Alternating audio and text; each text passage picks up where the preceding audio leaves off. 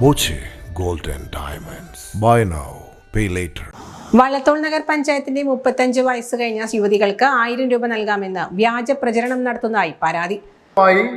പഞ്ചായത്തിന്റെ വിവിധ വാർഡുകളിൽ സ്ത്രീ സുരക്ഷാ പദ്ധതി എന്ന പേരിൽ 35 വയസ്സ് കഴിഞ്ഞ സ്ത്രീകൾക്ക് പെൻഷൻ ലഭിക്കുന്നു എന്ന വ്യാജേന ചില ഫോമുകൾ വിതരണം ചെയ്ത് അവരുടെ സ്വകാര്യമായ അഡ്രസ്സ് അതുപോലെ ആധാർ നമ്പർ തുടങ്ങി ബാങ്ക് അക്കൗണ്ട് നമ്പർ തുടങ്ങി സ്വകാര്യമായ രേഖകൾ മുഴുവൻ സമാഹരിച്ച് ഒപ്പിട്ട് വാങ്ങിക്കുന്ന ധൃതിയിലാണ് ഇടതുപക്ഷ ജനാധിപത്യ മുന്നണിയുടെ പ്രവർത്തകർ.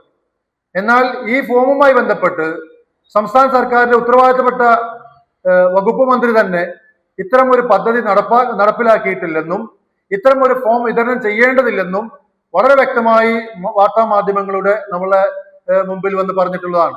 വ്യക്തികളുടെ സ്വകാര്യ വിവര ശേഖരണങ്ങൾ നടത്തി തട്ടിപ്പ് നടത്താനുള്ള ശ്രമമാണെന്നും UDF നേതാക്കൾ ആരോപിച്ചു.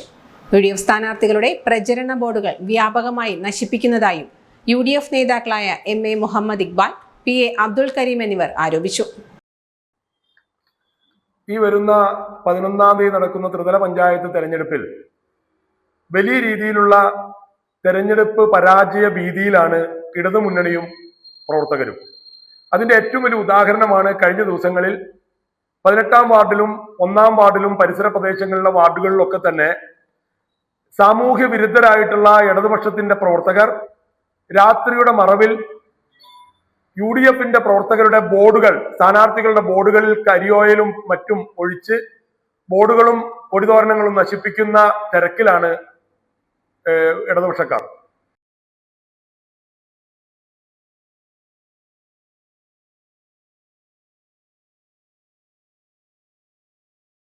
Time Kids Preschool, Mannannur road, Vaniyamkulam. Dot View News. കാഴ്ചകളാണ് ലോകം, കണ്ടു തുടങ്ങുക.